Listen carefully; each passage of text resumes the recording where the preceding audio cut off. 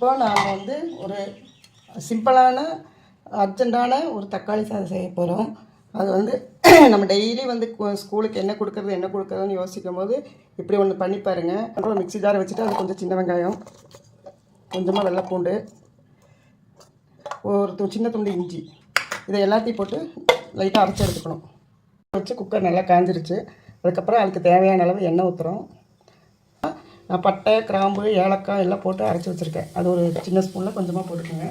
நல்லா சூடாகிடுச்சா? நல்லா சூடானவுடனே ஒரு பெரிய வெங்காயம், ஒரு நார்மல் சைஸ் பெரிய வெங்காயம் ஒன்று, ஒரு கொஞ்சமாக கருவேப்பிலை, 3 பச்சை மிளகா கட் பண்ணி வச்சுருக்கேன், அதையும் போட்டுருங்க. அரைச்சி வச்ச இஞ்சி பூண்டு விழுது போட்டுருங்க. இதான் இவ்வளோ இருக்குது, அதை போட்டுருங்க.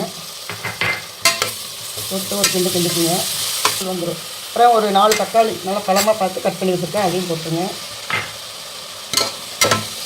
கொஞ்சமாக உப்பு ஆட் பண்ணிக்கோங்க. உப்பு ஆட் பண்ணிவிட்டு ஒரு கிண்டி விட்டுருங்க. மஞ்சத்தூள் ஆட் பண்ணிக்கோங்க. நான் வந்து பார்த்திங்கன்னா பச்சை மிளகா நான் போட்டிருக்கேன் 3. அதனால என்ன பண்ணலாம், உங்களுக்கு காரம் எவ்வளோ வேணுமோ போடுங்க. குழந்தைங்கும் போது காரம் கம்மியாக போட்டுக்கோங்க. நான் 1 ஸ்பூன் போட்டிருக்கேன், சின்ன ஸ்பூனில் சில்லி பவுட்ரு. நான் வந்து இந்த பவுலுக்கு ஒரு பவுல் தான் எடுத்துருக்கேன் அரிசி, அதை போட்டுருங்க. நம்ம எந்த அளவுக்கு அரிசி எதில் எடுக்கிறோமோ அதே அளவுக்கு ஒரு பவுல் அரிசி எடுத்தோம்னா ஒரு 2 பவுல் தண்ணி ஊற்றுங்க. அதுக்கு மேலே ஊற்றாதீங்க. நான் வந்து குருணை எடுத்துருக்கேன், பிரியாணி குருணை. அந்த குருணைனால தண்ணி கொஞ்சம் கம்மியாகவே ஊற்றிக்கலாம், ஒன்றும் பிரச்சனை இல்லை. 2 பவுல் தண்ணி ஊற்றுங்க போதும். ரொம்ப ஊற்றுனீங்கன்னா ஒரு மாதிரி ஆகிடும். இப்போ வந்து கொஞ்சமாக புதினா இப்படி தூவி விட்டுக்குங்க. புதினா தூவி விட்டுட்டு நெய்யை ஒரு ஸ்பூன் ஊற்றிட்டு குக்கர் வச்சு மூடி வைக்கிறோம். மூடி வச்சுட்டு 2 விசில் விட்டிங்கன்னா போதும், அதுக்கு மேலே விட வேண்டாம்.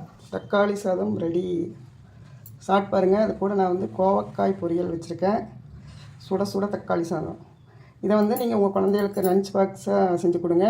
உங்கள் வீட்டுக்காரங்க ஆஃபீஸ்க்கு கிளம்புறாங்களா, அவங்களுக்குலாம் டக்குன்னு செஞ்சு கொடுங்க. இது மாதிரி செஞ்சு கொடுத்தீங்கன்னா கடையில் போய் அவங்க பிரியாணி சாப்பிடவே மாட்டாங்க, அந்த அளவுக்கு டேஸ்ட்டாக இருக்கும். ஒரு நாள் இந்த மாதிரி செஞ்சு பாருங்கள் நான் சொன்ன மாதிரி.